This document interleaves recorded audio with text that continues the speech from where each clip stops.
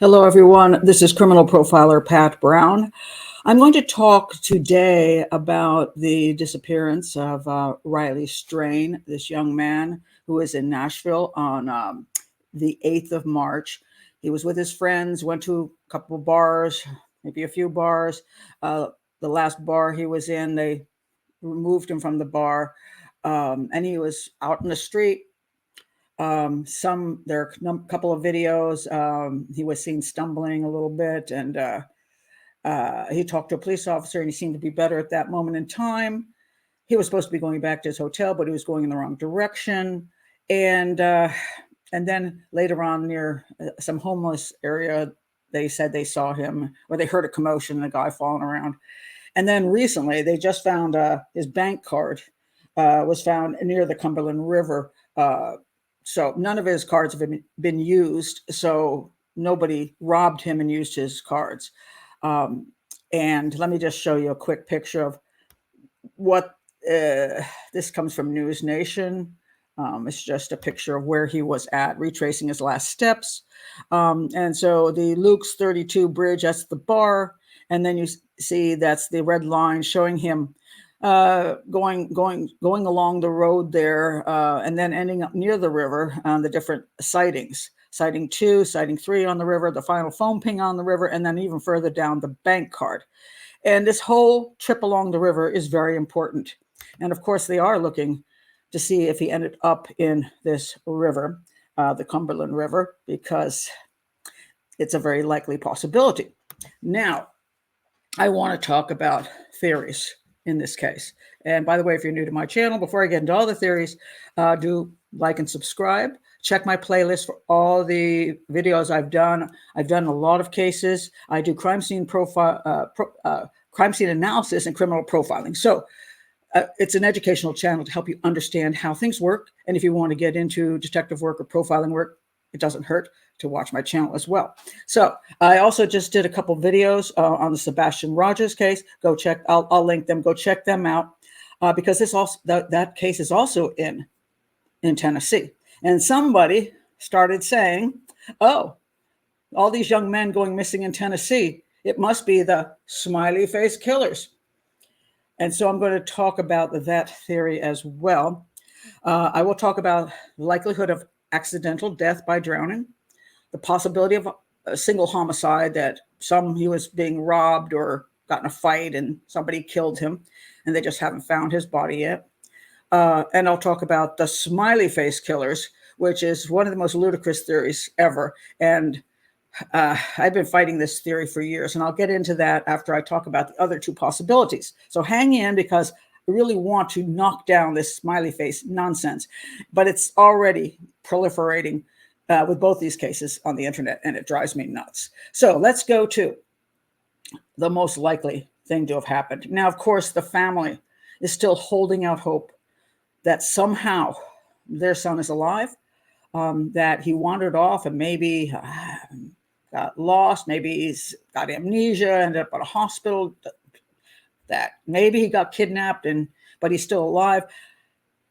If you're the family of a child who's gone missing, you're always going to want to believe they're alive. Obviously you want them to come home. All right. So I get that. Is it likely at this point? Not really. Likely he's not with us anymore. But what would have happened to him then? So let me talk about that. Let me just say the possible homicide, just single homicide thing, that he was down near the river and near a homeless encampment, and somebody tried to rob him. He got in a fight with somebody and he got knocked out and didn't get back up again. And they said, "Oh my God, what do we do?" And they could have hid his body somehow. They could have, if there was a vehicle, could have taken body away. They could have put his body in the river, since that's where they were next to. Is it possible? Yes, it's possible. And when the police eventually, if they don't find him alive, if they do find him deceased, they find a body, they will look to see if there's any kind of violence enacted upon on the body, whether he was stabbed or bludgeoned or shot or whatever?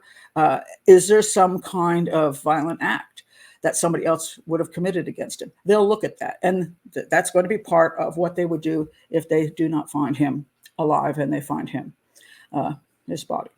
Now, that is way less likely than the most likely scenario, which is young man goes to a bar with his friends, gets quite drunk. Some people say, well, was he roofied? It's always possible. He could have drank something with something in it. And interestingly enough, do you know that sometimes college boys like to roofie themselves? People don't know that. They like the effects of the drug, and also they can drink less and have not so much of a hangover in the morning, but still have a good effect. So don't know what he imbibed, how much he imbibed, but clearly there are signs that he was not walking in a stable way. All right. So, and he doesn't seem to know where he's going, and he's wandering about. So that concerns me, that his mind is not in the right place. And he's right along the river. I mean, look at the pattern again. The red line right along the river, and he's not in good shape. Now, what happens? Anything can happen. He could decide to stop and urinate. A lot of guys do that, and then they tend to like water for doing that, and then they lose their balance and fall in. Or he could have simply slipped. He could have dropped his wallet and went to pick it up and slipped. I mean, there's all kinds of things that could happen. And but people tend not to believe this. And this is where the smiley face killer theory got so out of whack, that there's somebody out there, not just somebody, an entire group of men who target college boys at bars. And somehow they drug them, take them away, kill them without leaving any marks on the body, and leave them to drown in the river. And people buy this stuff. Why? Because they have a hard time believing people get drunk and fall in the water. Now, let me show you that I know from here in Maryland. This was a very sad case just a couple years ago. Savannah Payne, she was celebrating her 26th birthday in Baltimore, and right at the harbor. Now, my kids actually knew her, and so it's kind of personal. And she was a happy woman. She was going out with friends, and they went drinking at a bar. She left the bar, unfortunately, alone. Her car was found where it was parked, and near where you can see where the police are, that's the harbor. Her purse was actually found laying on the ground there. So a lot of people thought right away, well, there's some sketchy characters in Baltimore. The great series The Wire was shot in Baltimore. So, there's problems there. It's a high homicide city, a lot of violent crime. Did somebody attack her? Seeing a young woman walking alone, inebriated, coming out of a bar, they attacked her, grabbed her purse, and chucked her into the water, and she drowned. Perfectly reasonable thought. And in the beginning, the family believed that she was murdered in such a way, in a street robbery. However, they found no sign of violence to her body. But here was the clincher. They saw a video. There was actually a video, CCTV, aimed at that location, and it showed her falling into the water with no one around her.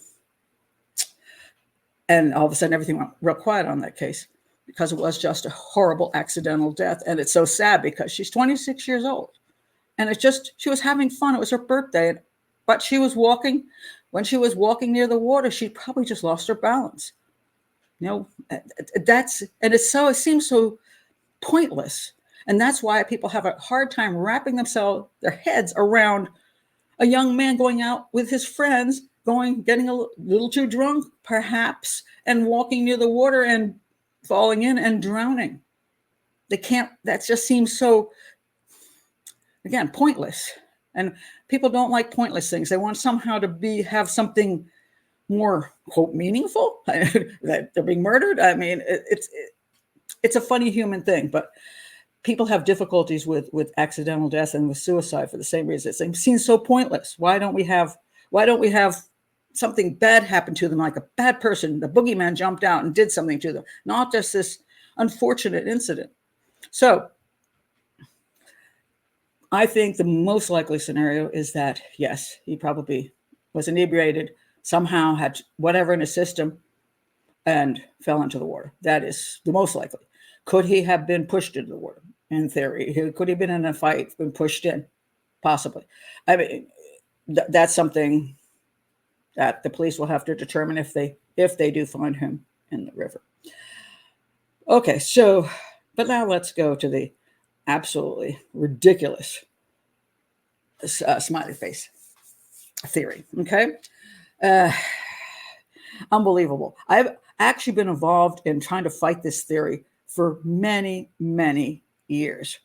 And where did it start? Well, it started with a case in Minnesota, actually, the Chris Jenkins case. It was, I'm just looking here to see when it actually, what date it was, 2002, Chris Jenkins. I did a video on this.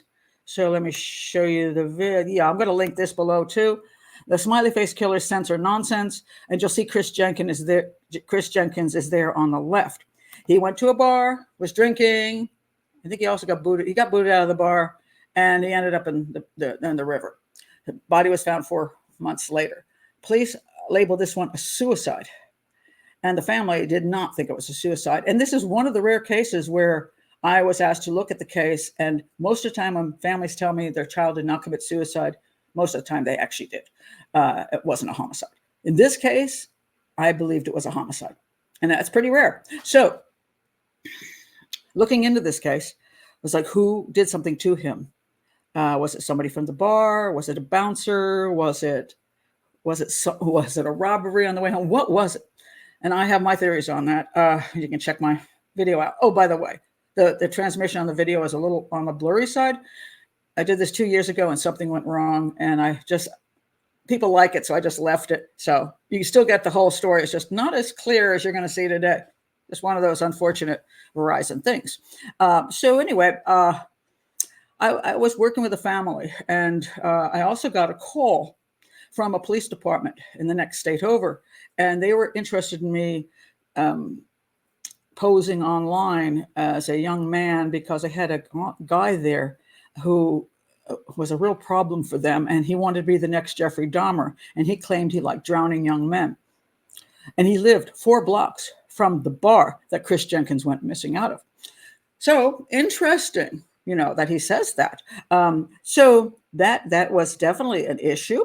And so the question here would be, could this have been a serial killer that attacked Chris Jenkins? So anyway, I was brought in on this, and I posed as a 15-year-old boy on a site called menunderwater.com, and this creep drowned me over and over again in a sexual fashion, and it was very concerning. So we were looking into him as a possibility that Chris Jenkins was walking home, and this guy got him, took him, hey, come on, I'll give you a ride. Why don't you come to my house? We'll hang out. And then he drowned him at the house and then put him in the river. There's a theory. And a newspaper came along and asked there was a bunch of other deaths of young men from colleges in the water in Wisconsin and Minnesota. They asked me if it was a serial killer. And I said I did not believe it was true that there was a serial killer doing this. But somehow that was almost the beginning, then the media just got so involved, the beginning of the smiley face killer theory, because why would all these young men get drunk and fall into the river? So anyway, let me read you a little about this theory, just so you can get a picture if you've never heard of it. And if you believe in it, stop believing in it. This is from Wikipedia. Smiley face murder theory, also known as smiley face murder, smiley face killings, yes. It's a theory advanced by retired New York City detectives Kevin Gannon and Anthony Duarte, which made those, to me, 2 guys that are unethical as heck. They were looking for a payday, a book, a series. I have no respect, 0 respect. Also, this guy named, this Dr. Lee Gilbertson, who I'm not sure who that is, a criminal justice professor and gang expert at St. Cloud State University. That would be in Minnesota. An idiot too. It alleges this theory that 45 young men found dead in bodies of waters across several Midwestern American states from the late 1990s to the 2010s did not accidentally drown, as was concluded by law enforcement agencies, but were victims of one or multiple serial killers. So this is driving law enforcement nuts. They keep having to fight this stupid theory and all the tips. So now what happens here is now all these the smiley face killer cult people will start calling into the law enforcement, telling them that it's the smiley face killers, driving law enforcement nuts. And then this proliferates all over the internet. If you just put in a search engine on YouTube, and you'll see tons of them. You'll see books written about this. For example, here we have, this guy, William Ramsey, the top book. Oh my God, he's like a conspiracy theorist of the nth degree. He has a YouTube channel too. He's an idiot. I mean, and he pushes this stuff, and he's just to say zero ethics. Here we have the case of the smiley face killers. Below that, and then we have this one, the case of the drowning men. Blah blah blah. People making money off of nonsense is what it's all about. And it seems like it never stops. I'll show you how it never stops. I just got this. Hello. Hope this email finds you well. My name is whatever. A podcast producer at the School of Humans, an audio production company based in Atlanta that works closely with iHeartMedia. We're currently developing a podcast series exploring the smiley face killer theory. Here we go again. Now, they're not taking it down. They're exploring it. All right. I wrote a very unfriendly note back. Why would you do a whole series on a ridiculous, unproven lie created by a couple of retired detectives looking to make money off of young men who get drunk and fall in the water? A whole series?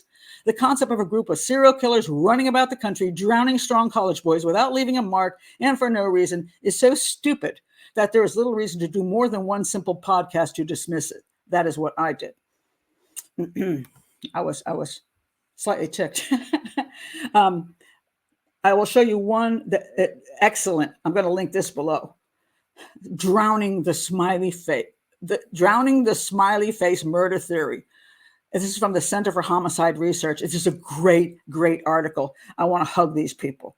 I'm linking that below. They deserve the attention. That's what any show about the smiley face killer should be, but that's not the way it's worked out.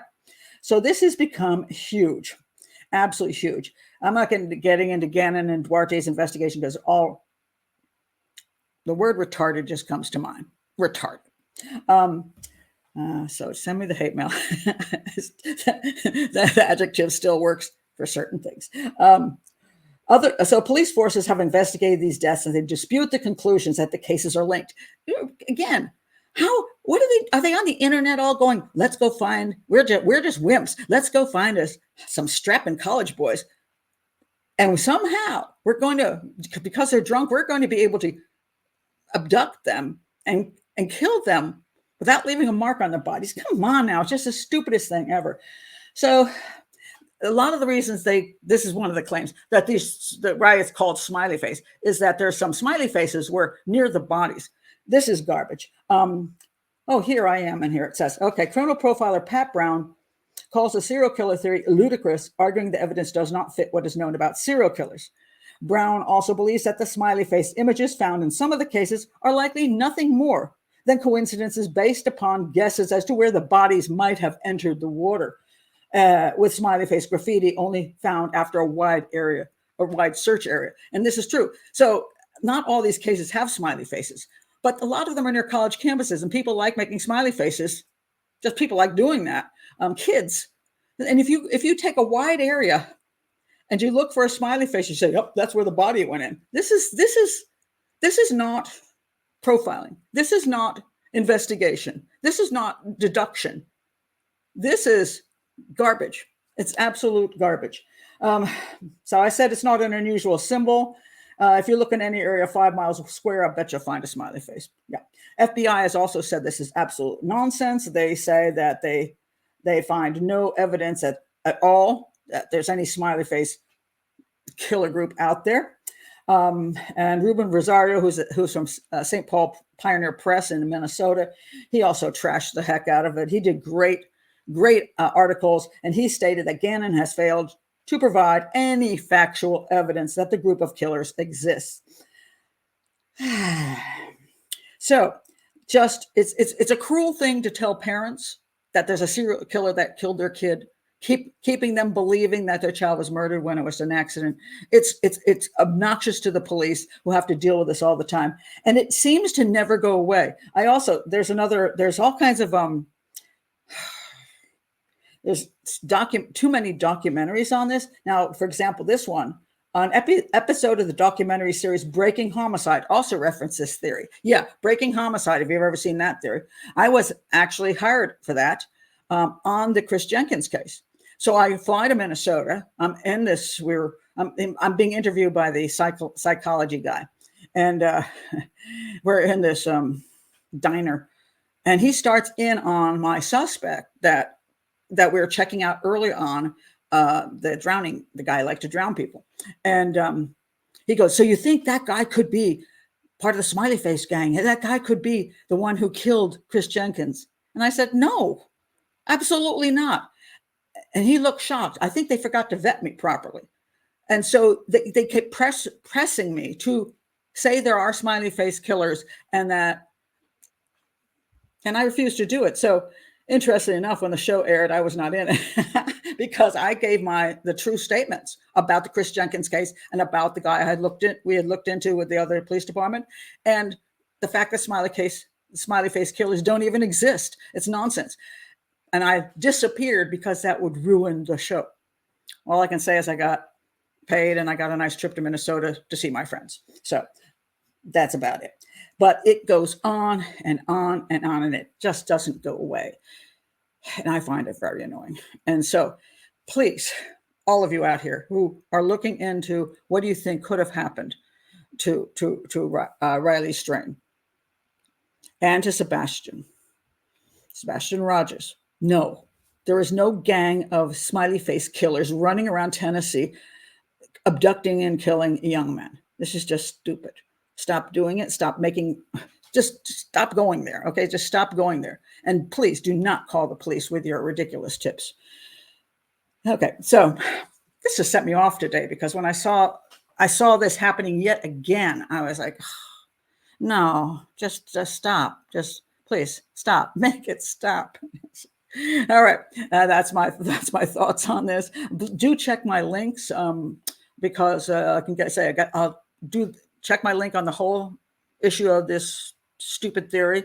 Check out my links on the Sebastian Rogers case. And check out that link on that really good, this one, the Center for Homicide Research. Kudos to them. Kudos. And if you're new to the channel, please do like and subscribe. And remember to use logic. When you're analyzing crimes, that's what deductive profiling is all about. It's not guesswork. It's looking at evidence and determining what the evidence tells you. And then that helps you develop leads. It doesn't prove who is guilty, mind you.